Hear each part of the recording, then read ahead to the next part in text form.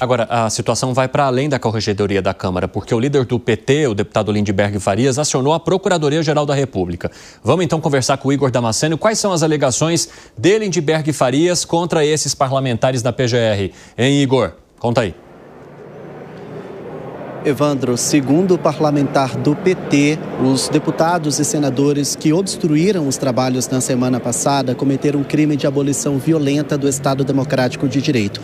E por isso entrou com essa representação na PGR, pedindo a abertura de um inquérito policial. A gente tem acompanhado desde a semana passada, na volta do recesso parlamentar, que esses parlamentares obstruíram os trabalhos tanto na Câmara quanto no Senado por mais de 30 horas. Eles pediam que o projeto da anistia, que perdoa os envolvidos no 8 de janeiro, fosse pautado na Câmara e que o impeachment do ministro Alexandre de Moraes fosse pautado no Senado. E por isso, então, obstruíram os trabalhos. Na visão de Lindbergh Faria, esses parlamentares da oposição tentaram dar uma continuidade no 8 de janeiro de 2023. Ele disse que foi uma nova tentativa de golpe e, por isso, pediu a abertura desse inquérito. Eu estou com uma representação aqui nas minhas mãos. Em outras palavras, Lindbergh Farias disse o seguinte, abre aspas, as imagens e vídeos disponíveis mostram que o ato não se tratou de mero protesto, mas de uma ação de força destinada a impedir um funcionamento regular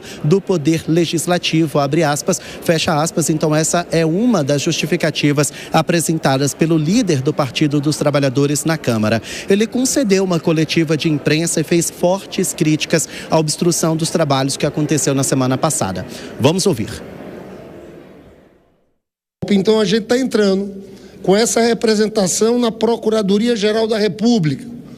Essa representação não substitui a punição dos deputados que estiveram à frente daquele motim, daquele sequestro da mesa do Congresso. São coisas diferentes.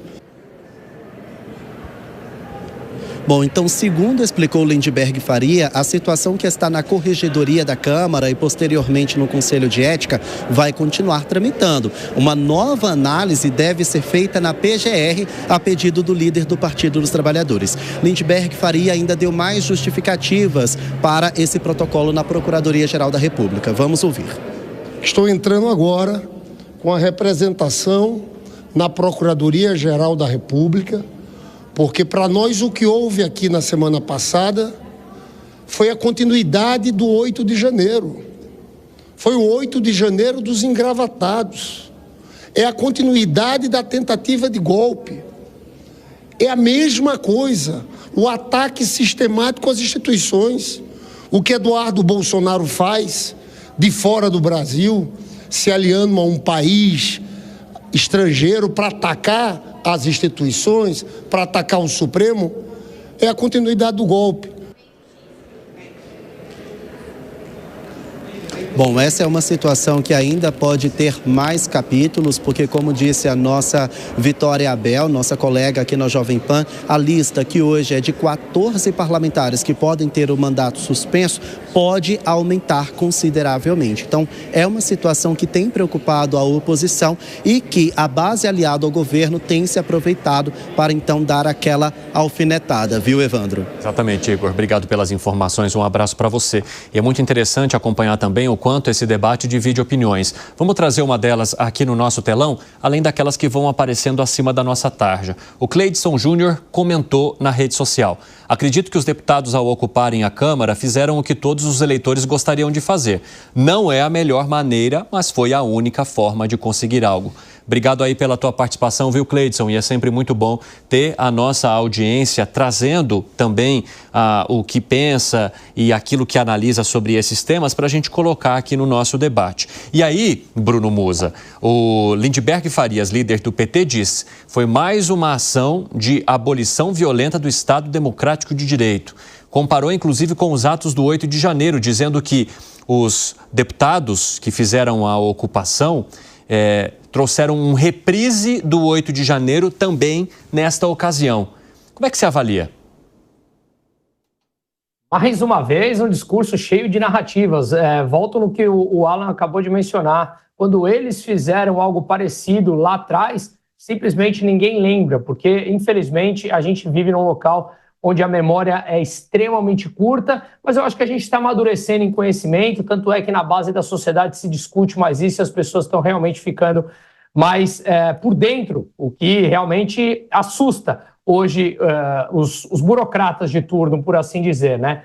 Agora, eu achei interessante também, no comentário anterior, sobre Santa Catarina, né? Eu estou aqui hoje, eu estou na sede aqui da afiliada da Jovem Pan, aqui em Joinville, amanhã estarei em Itajaí, onde fui contratado para dar uma palestra sobre economia e investimentos. Meu irmão mora aqui há 18 anos, então eu venho com bastante frequência. Outro dia eu tive a oportunidade também de dar uma palestra na Fiesc e é extremamente diferente a mentalidade do industrial de Santa Catarina. É extremamente importante conhecermos os números de Santa Catarina. Os números, eu quero dizer aqui, de desemprego, menor número de pessoas dependentes do Estado, uma cabeça muito mais voltada para a produtividade e o resultado simplesmente aparece. Um Estado que, coincidentemente, nunca foi governado pela esquerda ou pelo PT especificamente. Então, vale a pena entendermos mais a fundo da onde vêm as benesses, da onde vêm, digamos, as vantagens competitivas que hoje Santa Catarina apresenta. E me chamou muita atenção quando o Piperno falou sobre a dosimetria. Pois é, a dosimetria significa que não deveria existir julgamento coletivo, deveria ter individualização de conduta. A dosimetria deveria dizer, um vândalo, quanto na Constituição essa pessoa tem que ser condenada por vandalismo? E quanto um manifestante que pichou deve ser condenado por pichar, ou por, não sei, na Constituição como estaria. Mas não, quando a gente inverte a narrativa e começa a colocar vários outros crimes, cadê a dosimetria? Ou só vale para um lado? Significa que se a gente colocar o nosso sentimento frente a uma pessoa que a gente não gosta, para que ele seja julgado pelo nosso sentimento e não pela lei, aí simplesmente o país acaba por completo. E vale a pena ler um editorial do Estadão, eu tomei a liberdade de compartilhar com o Zé Maria no final de semana, onde um advogado deixa muito claro ali a opinião nesse editorial. Não se pode abolir os fundamentos da democracia para defender a democracia. É completamente antagônico isso. E é o que o Brasil vive. Fala, Piperno, o que foi? Não, que em relação à dosimetria, me parece, por exemplo, no julgamento mais rumoroso aí, que é o do 8 de janeiro, já teve gente condenada a 17, a 15, a 14, a 9, a 8, a 3, 4. Então isso tem sido aplicado, são penas diferentes, dependendo dos crimes atribuídos a cada um. Fala, Gani. Eu não acredito que, sei lá, usar um batom para escrever numa estátua tenha algum tipo de bom senso ou dosimetria da pena, pegando 12, 14 anos Mas não foi só de por prisão. Isso. Foi uma condenação por 4 crimes nesse caso. Agora, o que eu vejo também, você tem aquele caso lá parece que tinha um mendigo que também foi, né, entrou no bolo, estava passando por ali, o motorista de aplicativo. Então, assim, é um processo que começou completamente errado. Não houve uma individualização de condutas num primeiro momento, pelo contrário, né? Prendeu todo mundo a rodo para depois de alguns meses fazer a individualização de condutas. Além do que o que é grave, que foi ventilado aí, e é o mesmo motivo pelo qual... Por que a Lava Jato foi anulada, Piperno? Primeiro motivo que a Lava Jato foi anulada. Pô, mas ela teve tantos motivos. Não, mas teve o principal, que você sempre levanta aqui no programa, foi a suspeição do juiz Moro, certo? E a partir do que veio essa suspeição do juiz Moro? As mensagens vazadas de um conluio entre o juiz Moro, o Ministério Público, etc. Não foi isso? Isso foi utilizado de uma maneira informal. O que a gente viu também? Que as pessoas iam presas de acordo com seu posicionamento ideológico em rede social. É o mesmo motivo para anulação disso daí. Zé Maria Trindade, quero te ouvir. E principalmente sobre essa ação do PT agora em relação à Procuradoria-Geral da República, isso pode dar em algo, Zé?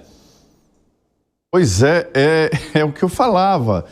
O Partido dos Trabalhadores e a esquerda em geral trabalha muito bem nessa área aí dentro do governo, na área jurídica, né? E joga para a Procuradoria-Geral da República. Se a Procuradoria entender que houve crime ali, e não é 100% isolada a ideia, não. Houve obstrução de funcionamento de um poder. Houve. Ali tentou instalar o presidente do Senado, o presidente da Câmara, tentaram instalar a sessão legislativa agora no segundo semestre e não conseguiram. Os senadores se acorrentaram lá na mesa diretora e os deputados tomaram o plenário principal e não funcionava. Então, agora é a justiça que vai definir. Mas a justiça só mesmo atende quem bate a sua porta, né? Então, é o que o Lindbergh está fazendo. Se não acontecer nada, ele já deu a sua entrevista, já falou, né, jogou lenha na fogueira e quase que ele falou, e eu quero processar esse pessoal aí por roubo de ideias, porque era isso que o PT fazia, né? É plágio do PT, o PT que inaugurou isso. Eu assisti Haroldo Lima, do PCdoB, arrancar o microfone do presidente da Câmara. Arrancar, fisicamente, arrancar mesmo o fio do fio. E não houve sessão. Depois o projeto foi aprovado depois, né? E ele não foi cassado. Teve uma advertência e tal, e ficou por isso mesmo. Então, o parlamento tem muito isso. Agora, sobre as condenações aí, eu insisto, ninguém foi condenado a 14 anos por passar batom na estátua, na Temis, que fica lá, a deusa da justiça. Foi condenado a 5 crimes. 5 crimes. E aí, somando tudo, dá 14 anos, né? Então, não dá para a gente ficar falando assim, olha, a moça passou, o batom foi condenado a 14 anos. Isso não existe. O juiz não pode aplicar uma pena superior à que prevê o Código Penal. Então, houve somas. Então, o que tem que discutir é a soma. Por exemplo, ela foi condenada por 2 crimes que eu considero a mesma coisa. Deteriorar patrimônio público e destruir equipamento público. Quer dizer, para mim, parece a mesma coisa. Tentativa de golpe e abolição violenta do Estado Democrático de Direito. Para mim, parece a mesma coisa, né? Então, a gente tem que discutir, isso. Sobre a particularização, houve. O tal mendigo foi liberado, né? O motorista de aplicativo também foi absolvido. Houve acordos de não persecução penal, muita gente entrou, então houve a particularização. O que a gente tem que discutir, e aí entra numa linha técnica muito complexa, é sobre a possibilidade desse processo estar no Supremo. Por que ele está no Supremo, né? E não no plenário principal, né? Essa é a realidade.